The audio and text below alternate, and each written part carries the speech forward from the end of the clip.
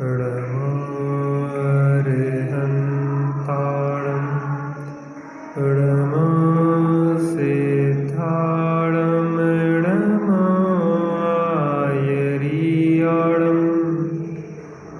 ऋमोऽच्छायाळं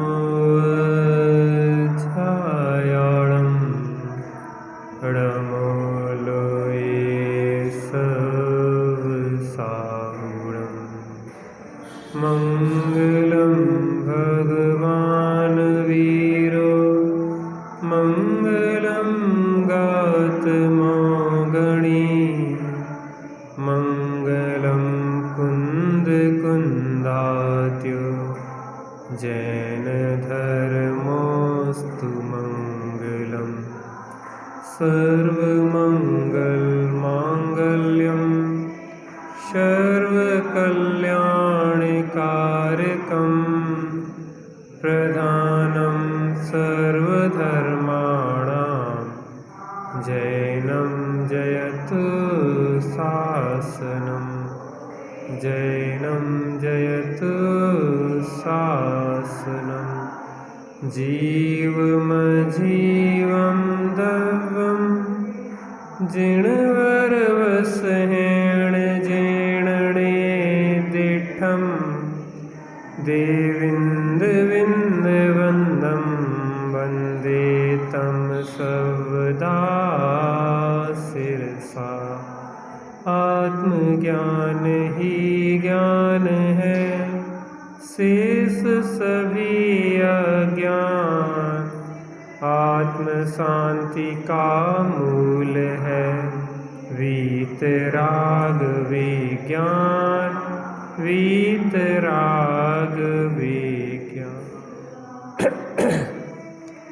राम कहानी सुनो रे राम कहानी राम कहानी सुनो रे राम कहानी सुनत हर्ष आवे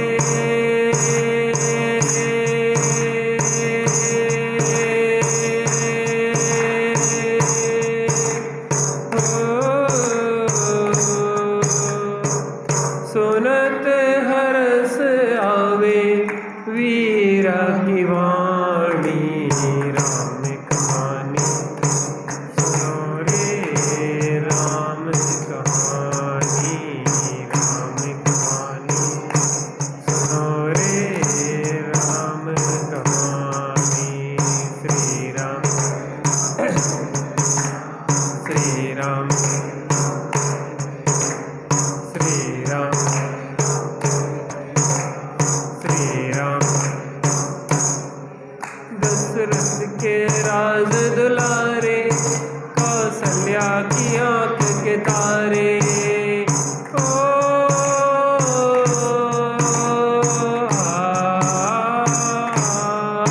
दशरथ के राज दुलारे कौशल्या की आंख के तारे वे सूर्यवंश के सूरज वे रघुकुल के उजियारे रवि सेण गुरुवर बोले हो रवि सेण गुरुवर बोले अमृतमयी वाणी राम कहानी सुनो रे राम कहानी राम कहानी सुनो रे राम कहानी। श्री राम श्री राम श्री राम श्री राम। वज्रवर्त धनुष गह करके रघुलाए सीतावर के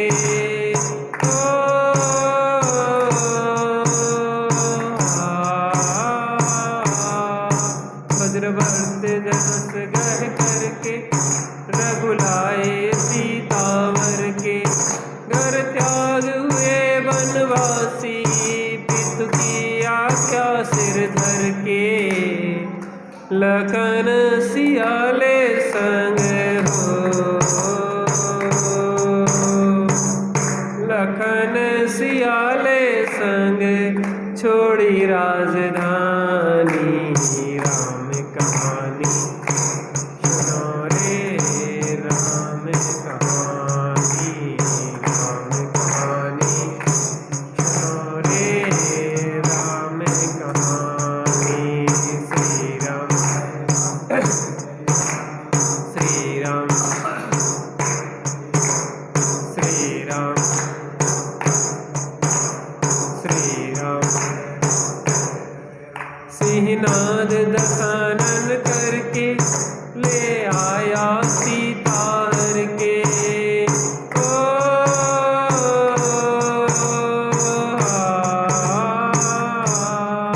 सिंहनाद दशानन करके ले आया सीता हर के। रघुवर फिरे बन बन में सीता की रटन को रटते। समता धरी सीता ने हो, समता धरी सीता ने तत् ज्ञान बल से।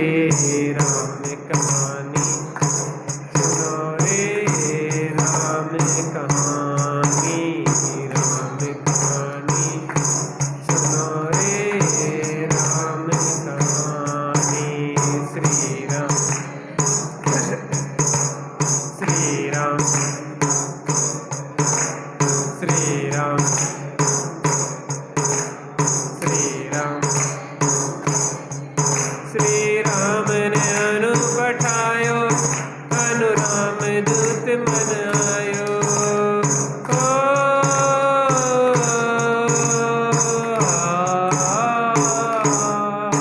श्री राम ने अनु पठायो, अनु राम दूत बन आयो। सीता माँ की सेवा में रघुवर को संदेशा लायो, और संग लायो।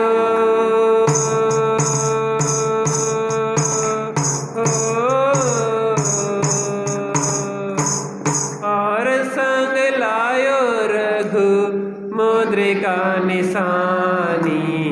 राम कहानी सुनो रे, राम कहानी, राम कहानी सुनो रे, राम कहानी। श्री राम श्री राम श्री राम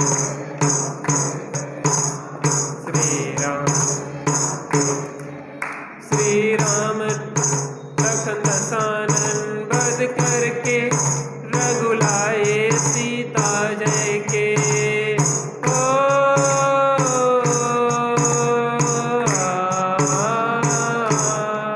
लखन दशानन वध करके रघुलाए सीता जय के। और भेंट में दे दी लंका विभीषण ज्ञानी को जय के। लखन सियाले संग हो, लखन सियाले संग आए राजधानी।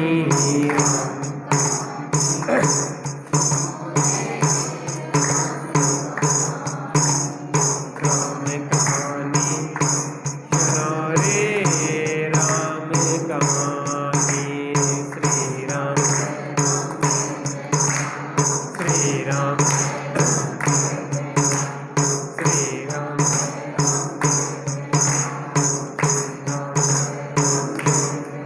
बोलो बीतरागी श्री रामचंद्र की।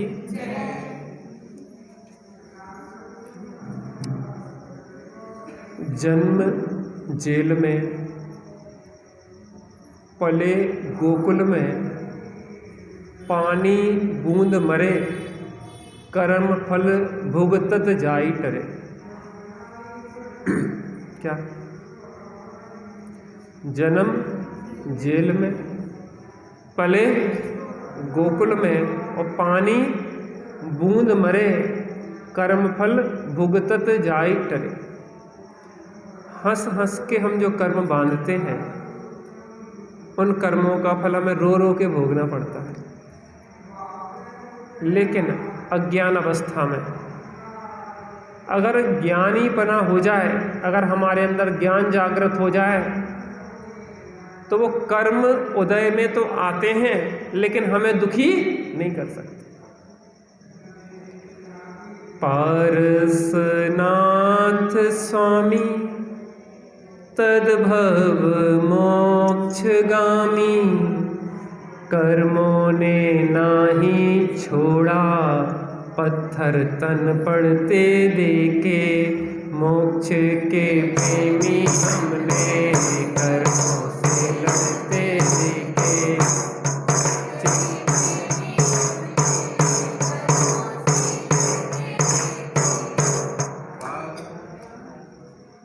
मखमल पे सोने वाले, कंकड़ पर चलते।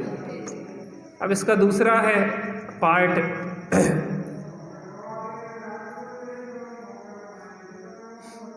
कर्मों को नाही छोड़ा, किसको नहीं छोड़ा? कर्मों ने इन्हें नहीं छोड़ा कि इनने कर्मों को नहीं छोड़ा। देखो, जब भी लड़ाई कर्म और जीव की हुई है, तब तब कौन हारा है? कर्म हारे और जीव जीता है। लेकिन जीव तब जीत सकता है जब अपनी सामर्थ्य को पहचान ले। किसकी सामर्थ्य को? अपनी सामर्थ्य को पहचान ले। और जब तक ये अपनी सामर्थ्य को नहीं पहचानता है, तब तक कर्म इस पे हावी बने रहते।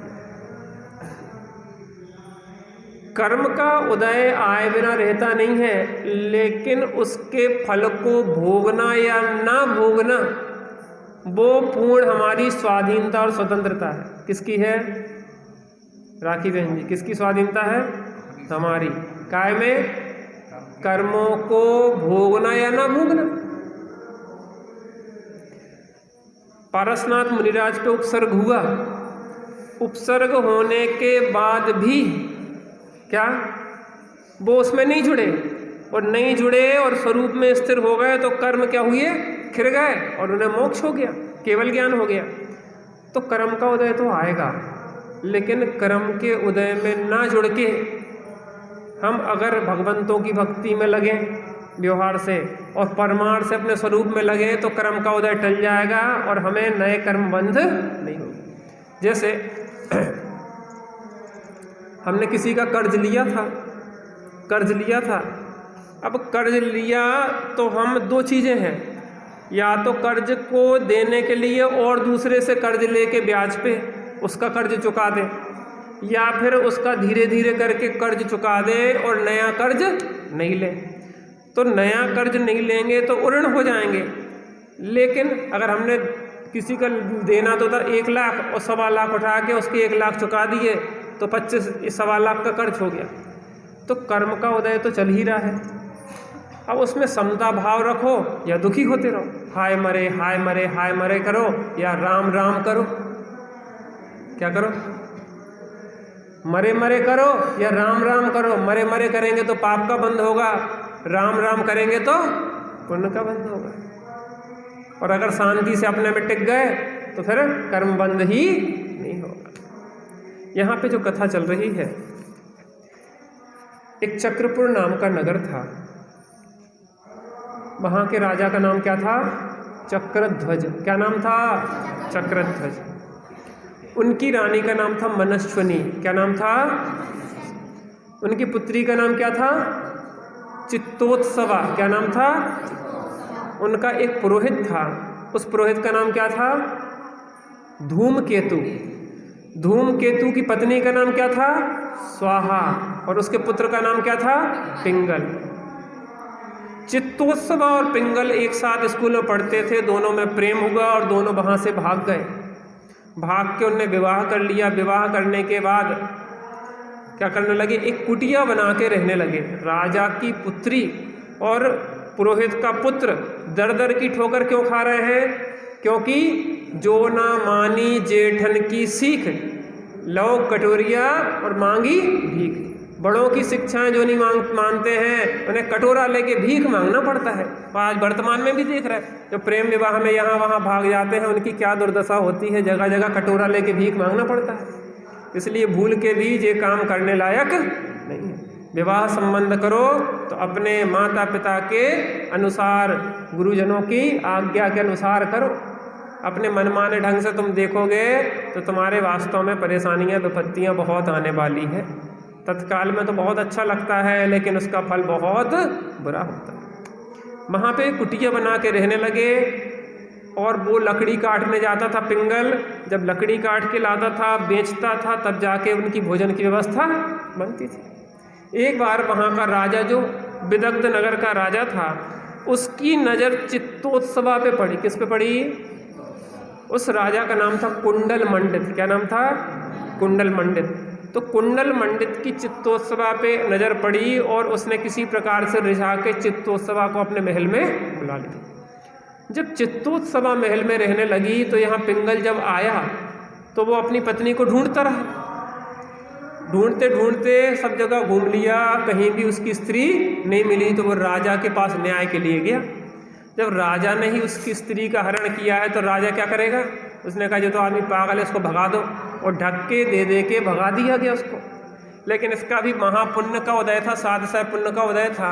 स्त्री इसके पास बनी रहती तो भोगों में लगा रहता, लेकिन स्त्री चली गई तो वहाँ पे भटकता भटकता आर्यगुप्ती नाम के मुनिराज के पास पहुँच गया। सही बताएं, देवसाद गुरु के चरणों में समस्त समाधान मिलते हैं। कभी भी समस्या हो तो किन के पास जाना चाहिए? गुरुजनों के पास जाना चाहिए। अपना करना हो कल्याण, साचे गुरुवर को पहचान। अपना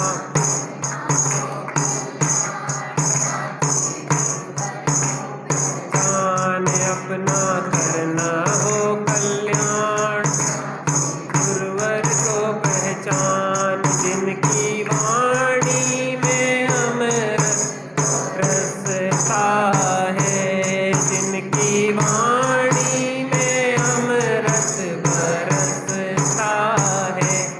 अपना साचे गुरुवर को पहचान।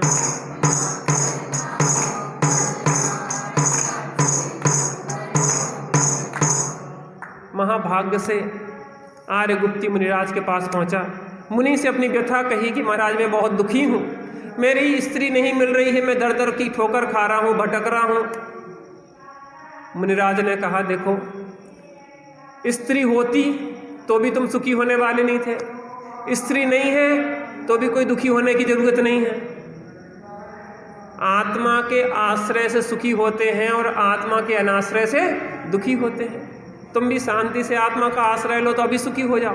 तो ने कि महाराज क्या करें? उन्होंने कि तुम एक काम करो, तुम जिंद दीक्षा ले लो। क्या ले लो?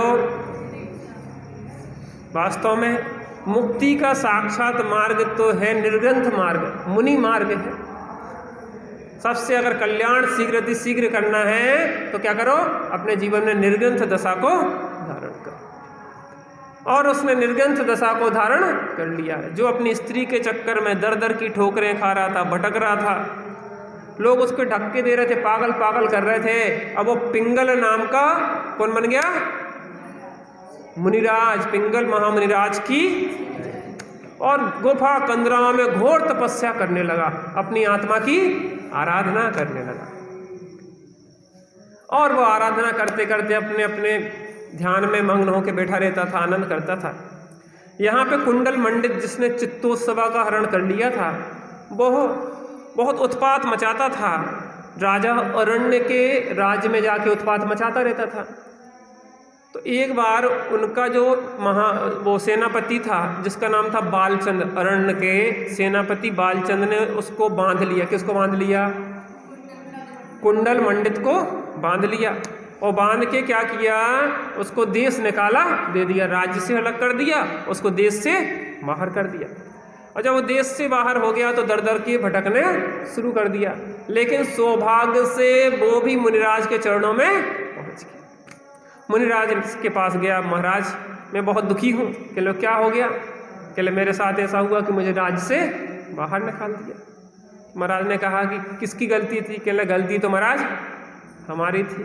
महाराज ने कहा स्वयं किए जो कर्म शुभाशुभ फल निश्चय ही वेदेते, करें आप फल देन तो स्वयं किए। इस जन्म में ना सही पर भव में मिलता है, इस जन्म में ना सही पर भव में मिलता है। अपने अपने कर्मों का फल सबको मिलता है, अपने अपने कर्मों का फल सबको मिलता है। इस जन्म में ना सही पर भव में मिलता है, इस जन्म में ना सही पर भव में मिलता है। अपने अपने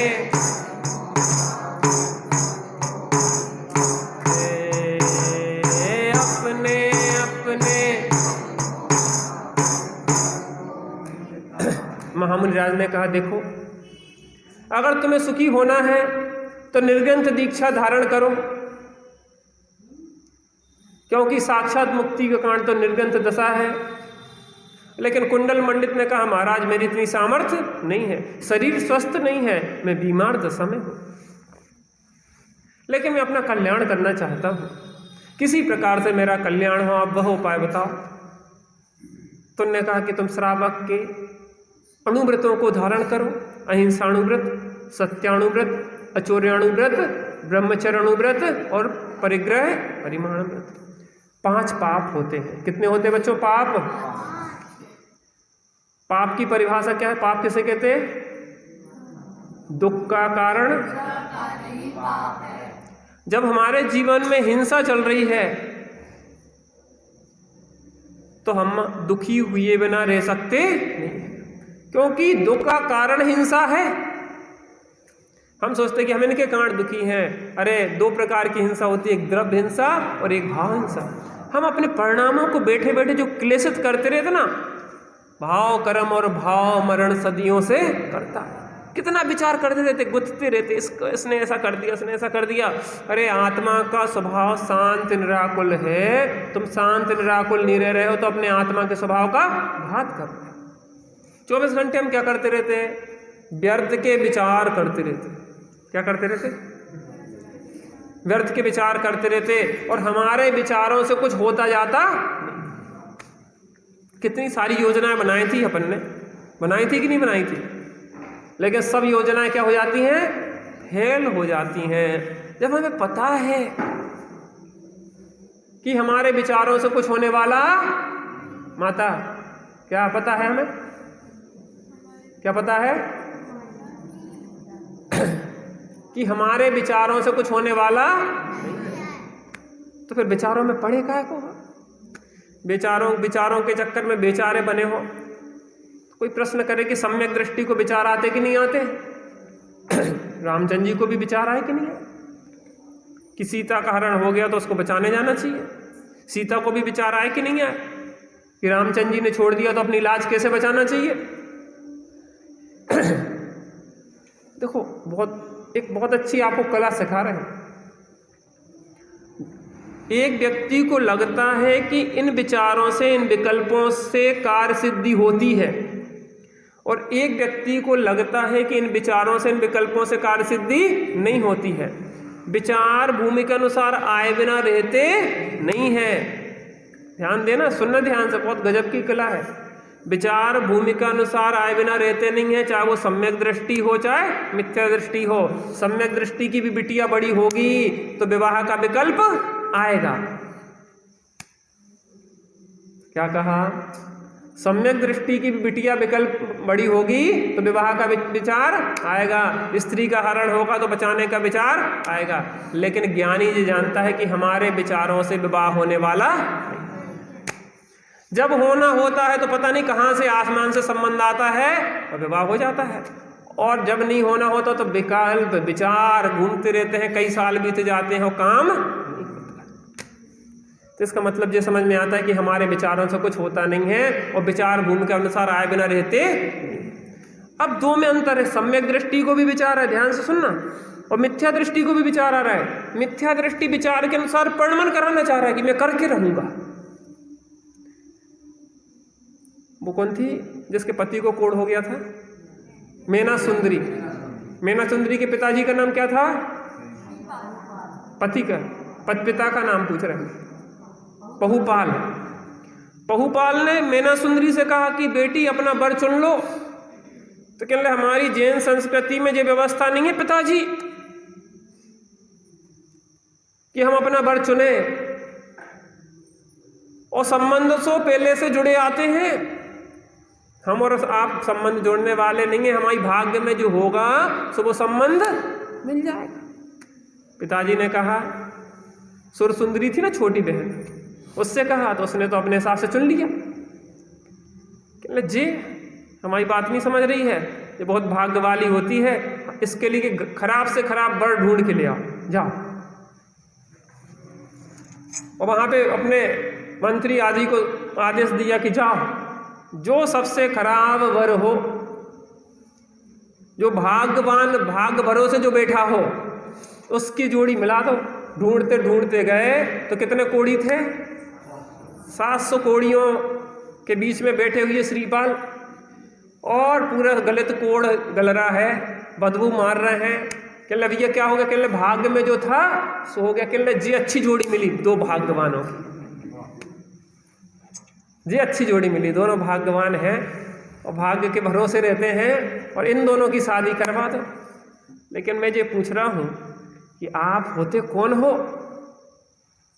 जिसके भाग्य में कामदेव चरम शरीरी था? वो ढूंढ के कामदेव चरम शरीरी को लेके आए थे। तुम सोच रहे थे कोड़ी, उसके अंदर तो सम्यक रत्नत्रय का तेज था।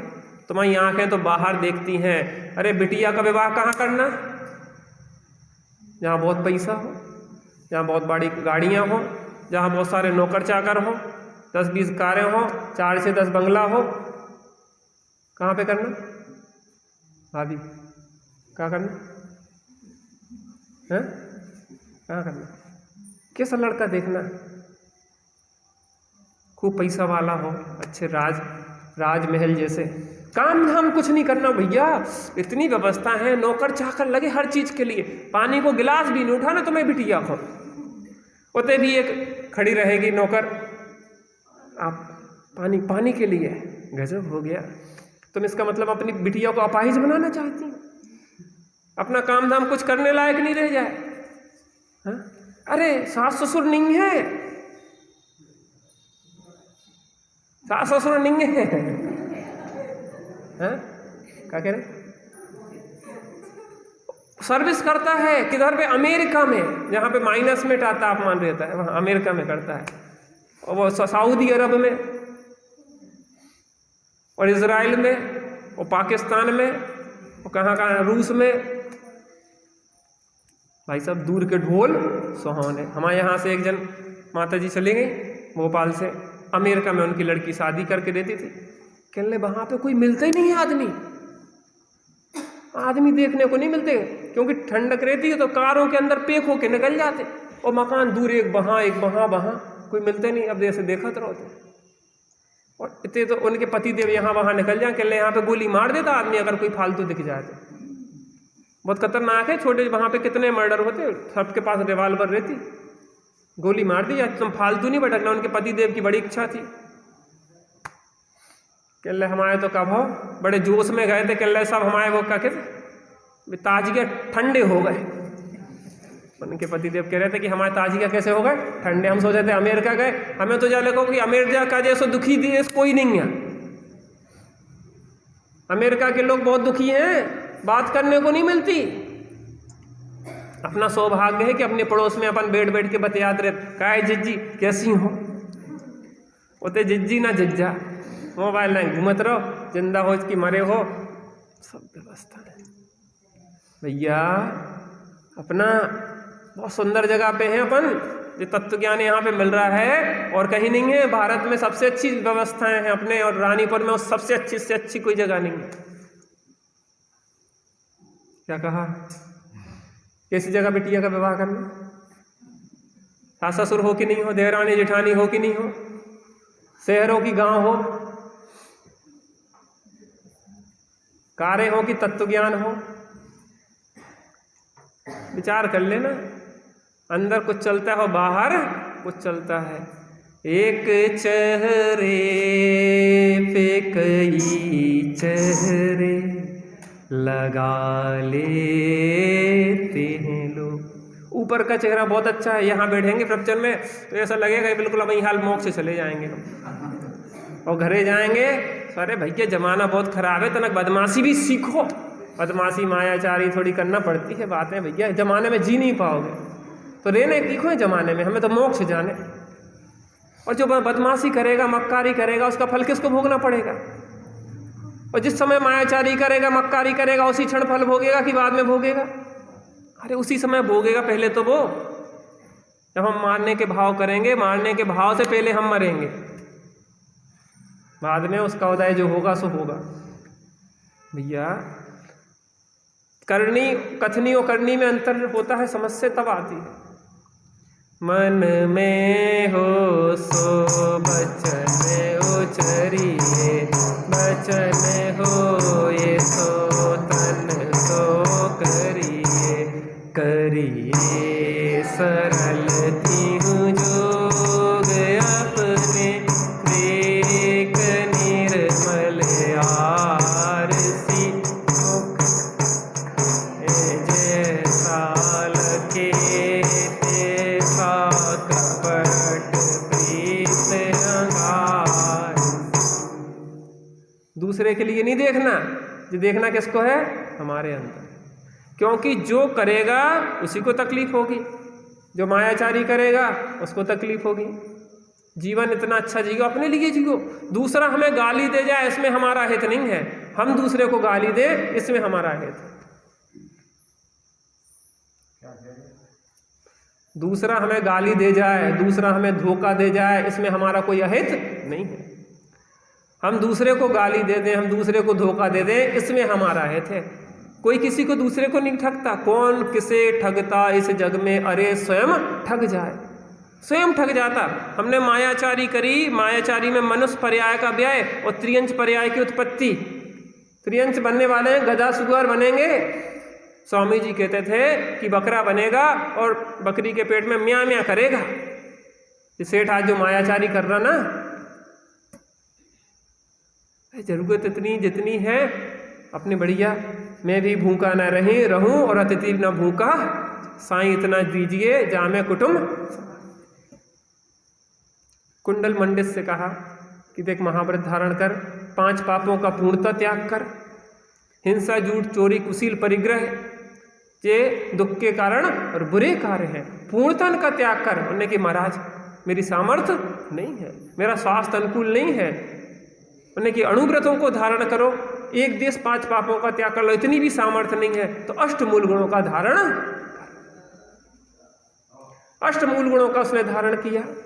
आयु थोड़ी थी, बीमार दशा थी, वो अपने मामा के घर जाने लगा। उसने सोचा कि चलो मामा के यहाँ जाते हैं, वहाँ पे रहेंगे, थोड़ी देर स्वास्थ्य लाभ लेंगे। भैया कोई बीमार होता है तो उसकी मदद जरूर कर देना। अंत समय में किसी को भी उसके दिल नहीं दुखाना। जब असमर्थ हो जाए तो उसको बहुत सहयोग करने की ज़रूरत है, और सहयोग ना कर सको शरीर से तो कम से कम अच्छे मीठे वचन बोलना। सदा सुखदास जी कहते रत्नकर्ण साहब का चार में कि मीठे वचन बोलने में कोई पैसा नहीं लगता। क्या कहा? मीठे वचन बोलने में कोई पैसा नहीं लगता। डॉक्टर के पास गए, आप बिल्कुल स्ट्रेचर पर डले गए थे। इस डॉक्टर साहब ने देखा करा, अरे कछु नहीं है, काय को परेशान हो रहे, खड़े हो जा जल्दी। आप खड़े हो गए, चलो दौड़ लगाओ, दौड़ लगा दी। डॉक्टर ने आपको भले ही तो दिया, कोई बात नहीं है, सब ठीक हो जाएगा। कोई आपके पास दुखी आ रहा, परेशान दुखी आया, अरे कोई बात नहीं, ये समय भी नहीं रहेगा, हम है ना तुम्हारे साथ। अरे एक दूसरे के सहयोग में पीछे क्यों हटते हो? साथ में खड़े हो जाओ ना। अरे संघे शक्ति कलयुगे, इस कलयुग में संगठन में शक्ति है। माता पिता पास में होते तो बच्चे से कहते बेटा चिंता नहीं करो, सब ठीक हो जाएगा। नहीं तो बच्चे आजकल टेंशन में, डिप्रेशन में चले जाते। क्यों? क्योंकि कोई सहारा नहीं होता सिर पे हाथ फेरने वाला नहीं होता। कोरोना में 50% लोग इसलिए मर गए क्योंकि सिर पे हाथ फेरने वाला नहीं था। क्या कहा? 50% लोग क्यों मर गए? क्योंकि सिर पे हाथ फेरने वाला, दिलासा देने वाला कोई नहीं था, इसलिए 50% लोग मर गए। आपको पता नहीं है, अपने बड़े का, अपने सहयोगियों का सिर पे हाथ फिरता है तो आपकी बीमारी आधी दूर हो जाती। बेटा हम है ना, सब ठीक हो जाए, सब ठीक हो जाएगा। हमारे साथ भी ऐसी घटना घटी थी, कोई बात नहीं, समय निकल जाता है, समय बीत जाता है। कुंडल मंडित वहां से गया, मार्ग में गुजारा था। अब क्या होता है, वीतरागी देव तुम्हारे, जैसा जग में देव कहाँ।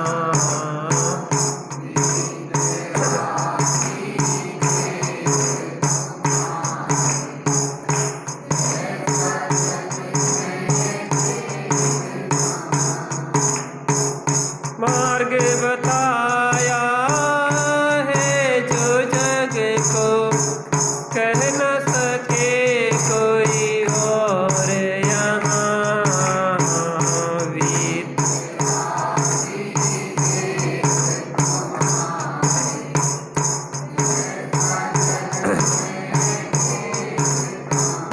किंतु मार्ग में व्याधि वेदना से जीवन का अंत हुआ।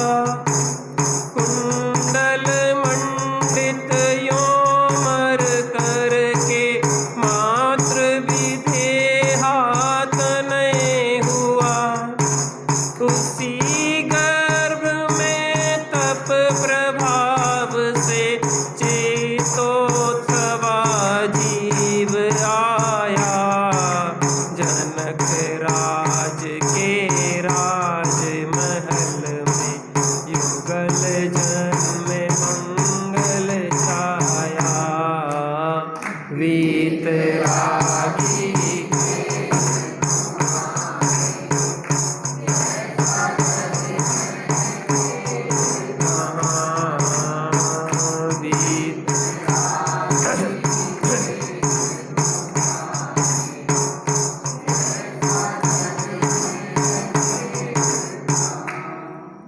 सुबह का भूला अगर शाम को घर वापस आ जाए तो उसे भूला नहीं कहते।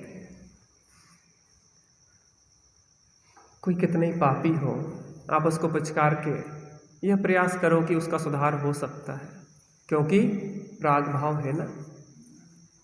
पूर्व में पापी था लेकिन वर्तमान में पुण्यात्मा और धर्मात्मा हो सकता है। वर्तमान में पापी है, भविष्य में पुण्यात्मा और धर्मात्मा हो सकता है।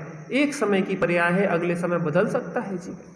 हम क्यों किसी के बारे में जिंदगी भर एक धारणा बना के जीते हैं? हर क्षण एक नए रूप में देखें हर किसी को। एक क्षण पहले जो जिसको मारने का प्रयत्न कर रहा था, अगले क्षण ही उसको बचाने का प्रयत्न कर रहा है। उसके लिए जो प्राण लेने के लिए तैयार था, अगले क्षण प्राण देने के लिए तैयार हो जाता है। परिणामों की ऐसी विचित्रताएं हैं। क्यों किसी को हम शत्रु देखते हैं लगातार? ये मेरा है, ये तेरा है, ये भाव है बुरा। सबको जो अपना मान ले मानव वही खरा। अपनी कसायों को मार ले बस हो गया भजन। आदत बुरी सुधार ले बस हो गया भजन।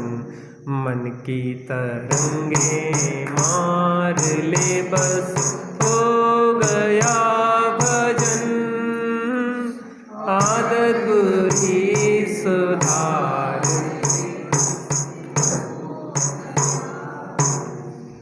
हर क्षण गले लगाने के लिए तैयार रहो। कई बार ऐसा भी होगा, आप गले लगाओगे, पीछे से छुरा भोंक देगा। ऐसे भी लोग मिल सकते हैं। आप समझ रहे हैं कि जी हमारे गले लगा रहा है लेकिन वो छुरा भोंक रहा है। जो आपने गले लगाया है उसका परिणाम छुरा नहीं है, ये बात ध्यान रखना। यसी दीदी, जो आपने उसको गले लगाया है उसका परिणाम छुरा भोंकना नहीं है। तुमने जो तलवार भोंकी थी पहले, उसका फल छुरा भोंकना है। गले लगाने का परिणाम तो आगे आने वाला है, क्योंकि कर्म उदय तत्काल नहीं आता है। अब आधा काल निकलने के बाद कर्म का उदय आता है। तुमने सोचा हम तो भलाई कर रहे हैं, इन्हें हमारे साथ बुरा कर दो। नहीं, भलाई का फल 3 काल में भी बुरा होता नहीं। भलाई का फल कभी 3 काल में बुरा नहीं होता है। सूर्य पूरब की जगह पश्चिम से उग जाए, लेकिन भले करने का फल बुरा कभी भी होता नहीं। अपन भला करे जाओ, अपन भला करे जाओ और निश्चल रूप से करे जाओ। वे हमसे हमारे साथ बुरा करते जा रहे हैं, हम भला कैसे करते जाने? नहीं, पूर्व में आपने उसके साथ बुरा किया था। अभी की भलाई का फल बुरा नहीं है। बुरा कब का है? कि पूर्व में हमने किसी के साथ बुरा किया था। भीष्म पितामह के जीवन की घटना आती है, जब कहते हैं जैनेत्रों में कि उन्हें कांटों की सैया पे, बाणों की सैया पे लेटना पड़ा। तब कृष्ण से पूछा, राघव से पूछा, राघव क्या बात है, मुझे इस कांटों की या बाणों की सैया पे क्यों लेटना पड़ रहा है? उन्होंने कहा देखो पूर्व में कोई पाप किया होगा।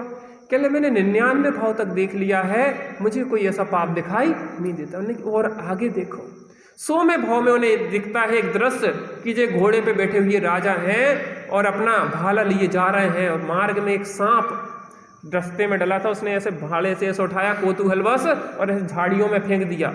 झाड़ियाँ कटीली झाड़ियाँ थी, कांटे थे, और वो सांप ऐसा कांटे की झाड़ियों में फंस गया।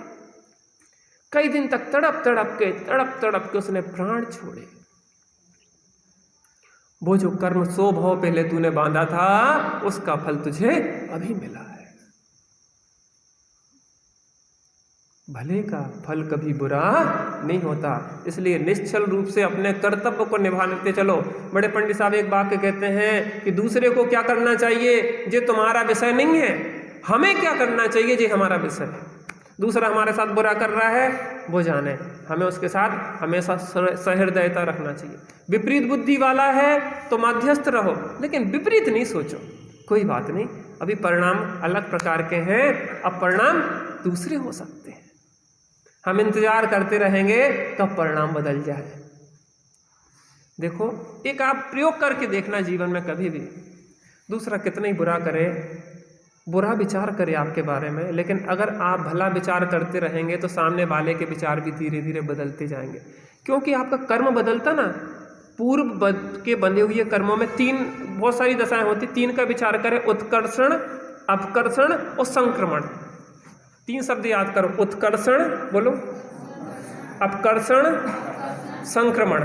फिर से उत्कर्षण, अपकर्षण, संक्रमण। फिर से उत्कर्षण, अपकर्षण, संक्रमण।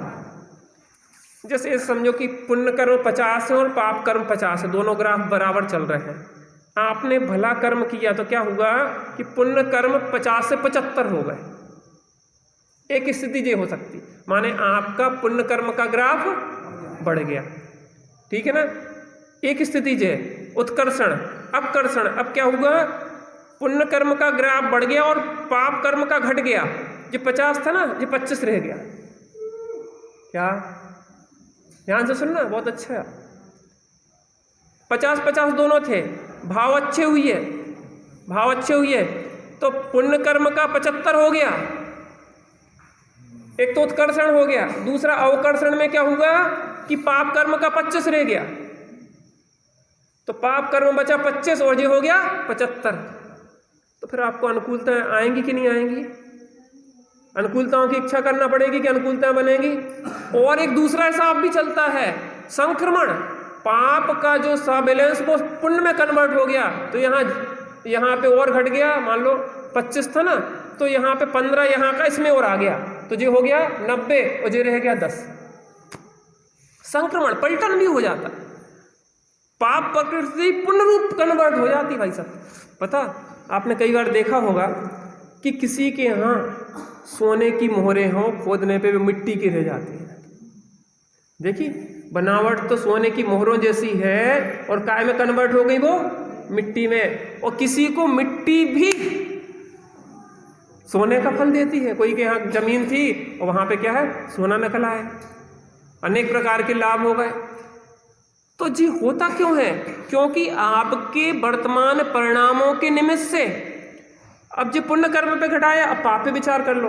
50-50 दोनों का ग्राफ था, बुरे भाव किए, किसी के बुरे करने के भाव किए, तो अब क्या होगा, 50 से पाप कितने हो गए, 75।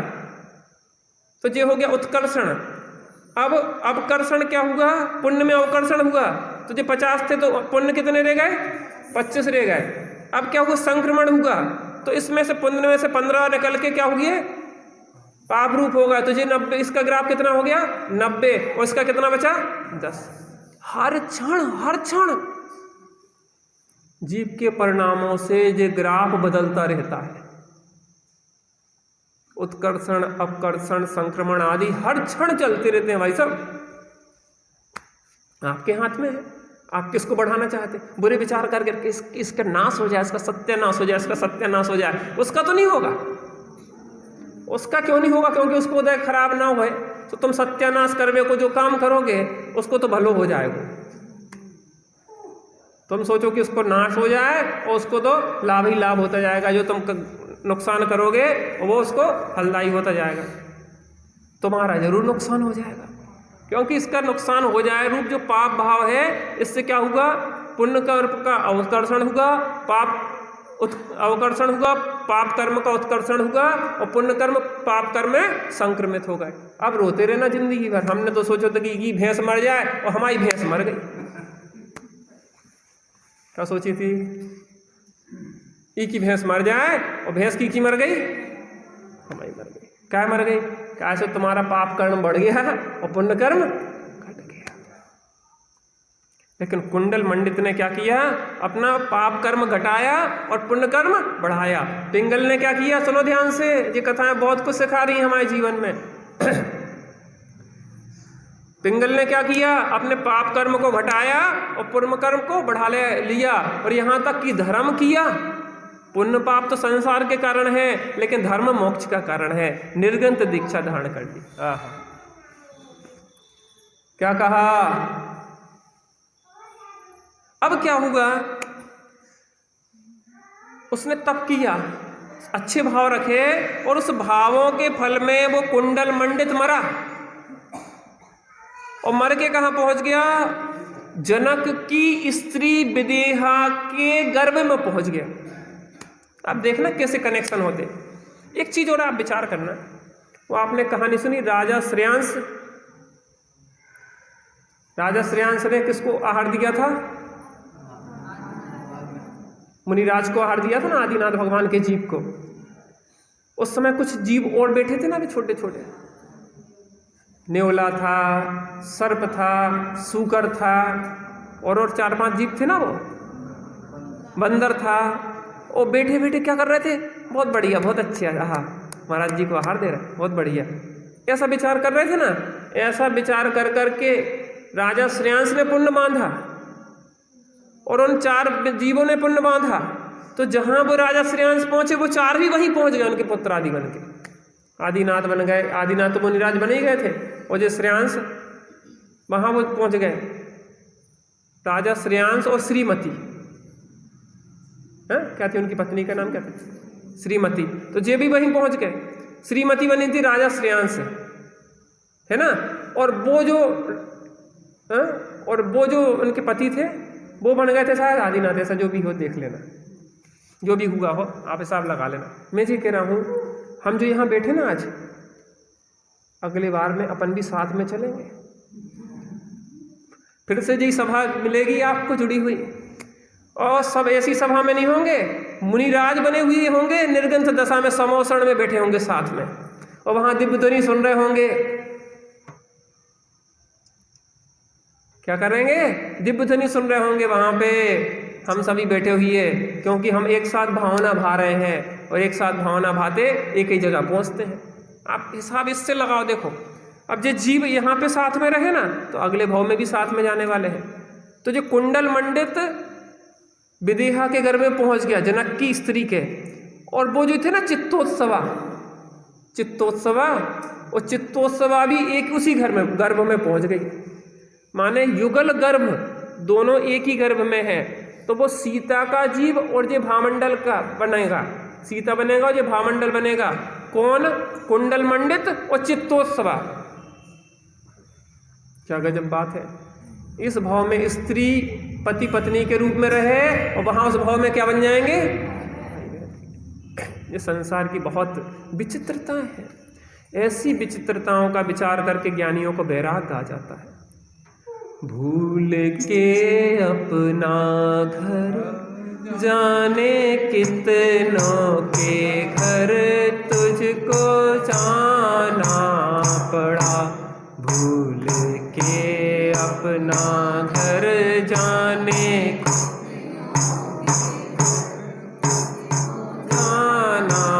पड़ा।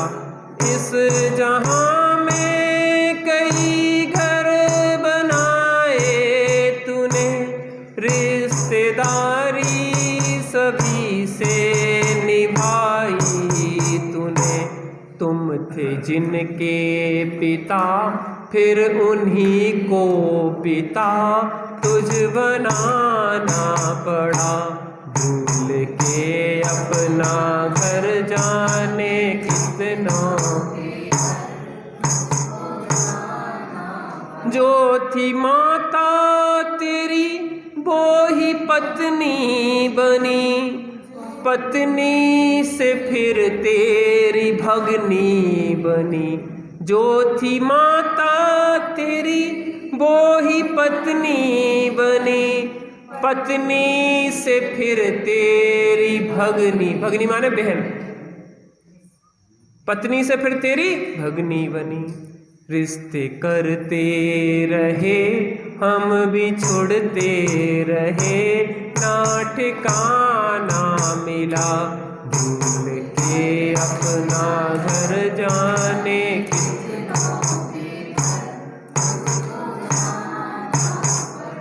एक ही गर्भ में दोनों आ गए, चित्तोत्सवा और कुंडल मंडित। अब एक ही गर्भ में आए हैं तो भाई बहन के रूप में हो गए, पहले पति पत्नी के रूप में थे। क्या संसार की विचित्रता है। और दोनों जब गर्भ में आए तो किसी देव को विचार आया कि मैं किसका हरण करूंगा?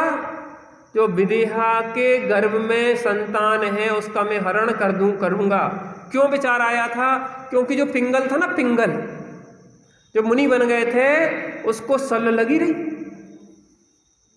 कि मेरी स्त्री का इसने हरण कर लिया था। कुंडल मंडित ने पिंगल की स्त्री का हरण किया था ना। भाई सब किसी के साथ बुरा करोगे ना तो उसका फल बुरा होने वाला है। हमें लगता है कि हमने तो कोई गलती नहीं करी, हमारे साथ ऐसा ही काय होता, हमारे साथ ही ऐसा काय होता। आप लोगों को तो प्रश्न नहीं होता होगा, वहां के लोगों को होता है। हमारे साथ ही ऐसा काय, हम ही ने करेगा कर और पड़ोसी ने करे सो तुम्हें मिल गए वे। ऐसी व्यवस्था होती। विश्व की सबसे ईमानदार व्यवस्था है कर्म व्यवस्था। यहाँ पे ट्रांसफर की व्यवस्था नहीं है। जो अपन करेंगे वो ही मिलेगा, जितना करेंगे उतना ही मिलेगा, जब करेंगे उसी का हिसाब मिलेगा। ऐसा नहीं है कि तुम सोच रहे कि उनके करें और हमारे आ जाए। यहाँ तो हो जाता है, किसी के अकाउंट में डालो पैसा और दूसरे के अकाउंट में चले जाते। लेकिन कर्म व्यवस्था ऐसी नहीं है, ये वहाँ का इंटरनेट सर्वर गड़बड़ी नहीं करता है। बिल्कुल बिल्कुल बिल्कुल व्यवस्थित ही पहुँचती है, जिसके कर्म उसी को फल में आएंगे। अब वो जो था ना पिंगल बन गया था देव, क्योंकि मुनि बना था। लेकिन भाई साहब मुनि भी बन गए और सल बनी रही कोई। जैसे वो मुनिराज थे ना, जब वो वहाँ पे खरबूजा का मौसम आया और मुनिराज को विकल्प आ गया कि अरे खरबूजा मिल जाए आहार में तो मजा आ जाए, विकल्प आ जाते हैं। विकल्पों का क्या भरोसा। सांसों का क्या भरोसा, सांसों का क्या भरोसा, रुक जाए चलते चलते, रुक जाए चलते चलते, उनका क्या भरोसा, सांसों का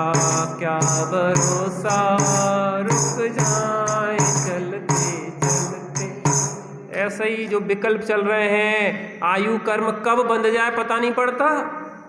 इसलिए हर क्षण परिणामों की संभाल में गाफिल नहीं होना चाहिए, क्योंकि कभी भी आयु कर्म बंध सकता है। और उन मुनिराजों को जैसे ही विकल्प आया कि खरबूज मिल जाए, उसी क्षण आयु बंद हो रहा था,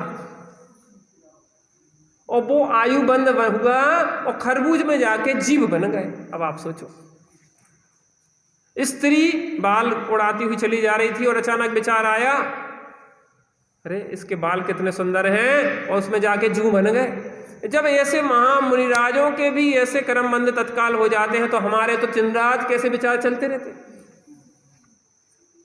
इसलिए बंध मोक्ष परिणामन ही से, ऐसा कह श्री जिनवर वाणी, याते परिणामन की संभाल में गाफिल मत हो रे। हंस हंस के जो पाप करते हैं, वो पाप हमें उन फल में रो रो के भोगना पड़ता है। अब वो देव बन गया था, और देव बन गया था, उसको विचार आया कि जी जो है ना कुंडल मंडित का जीव गर्भ में आ गया है, इसको निकलते से ही मैं क्या करूंगा, मार डालूंगा। लेकिन भाई साहब आयु कर्म है तो कोई मार नहीं सकता है। हा। अब देखते हैं, पिंगल ब्राह्मण तप प्रभाव से भवन वासी था देव हुआ, कुंडल मंडित से जिसका था पूर्व जन्म में बेर हुआ, जनक राज के राजमहल में आया वह निर्जर सकर, जनक पुत्र को हरा दुष्ट ने गया गगन के मार्ग अमर, वीतरागी जैसा जग में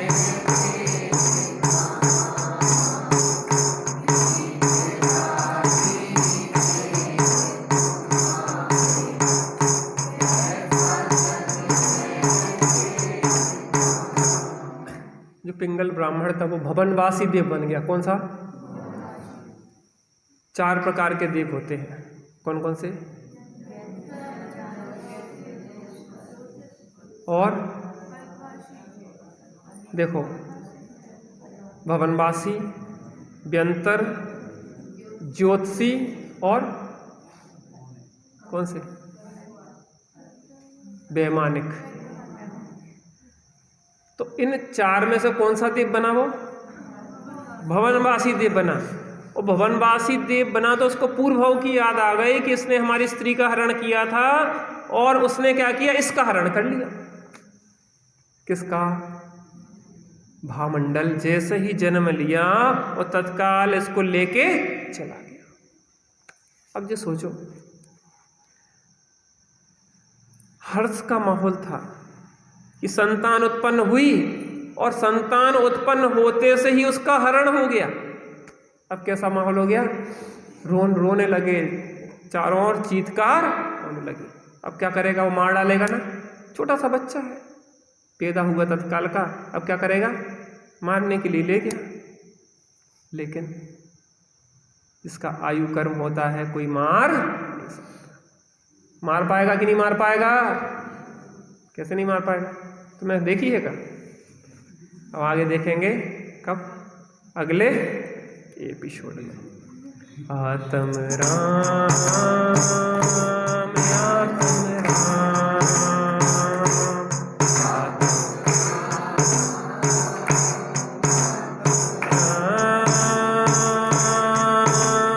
तू ही है ज्ञाता, दृष्टा तू ही है,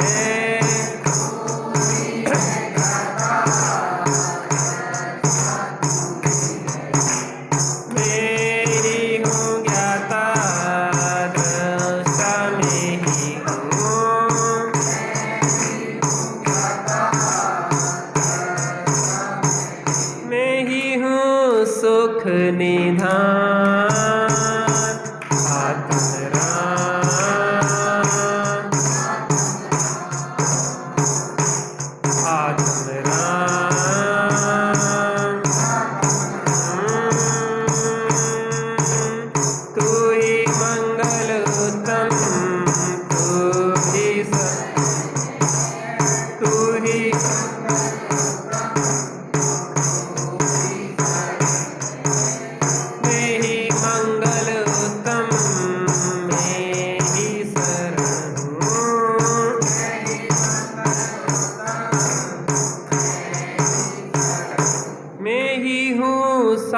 शुद्धाम् आत्मनाम्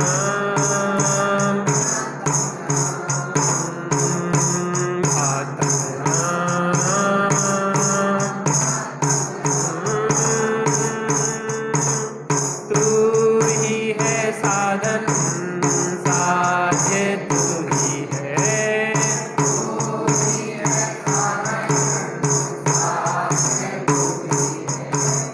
मैं ही हूँ साधन साध्य, मैं ही हूँ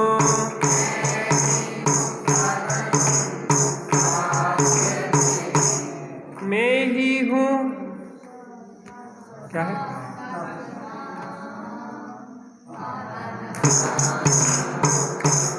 आत्म राम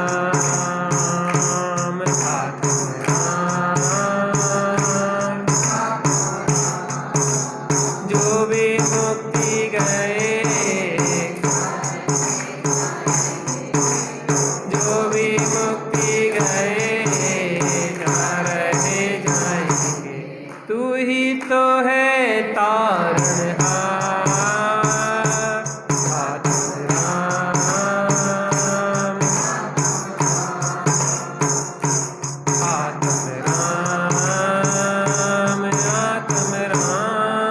जग में साचो शरण धाम आत्म राम आत्म राम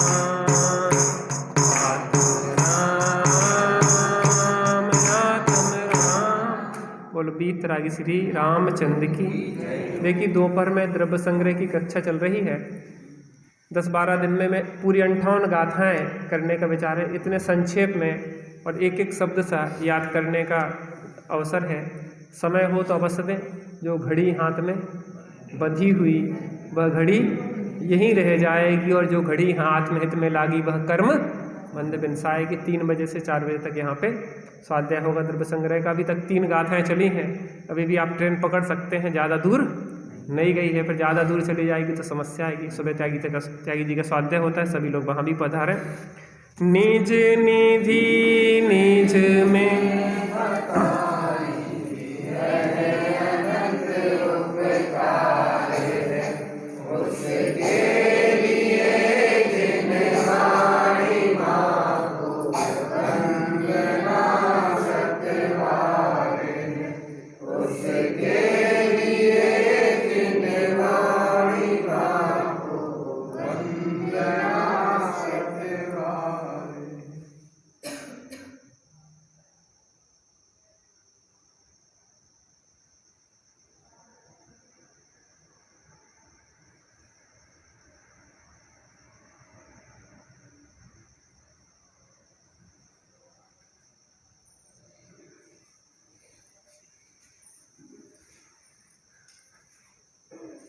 द्वादशांगिन वाणी माता की जय, महाजैन धर्म की जय हो, पंच परमेष्ठी भगवान की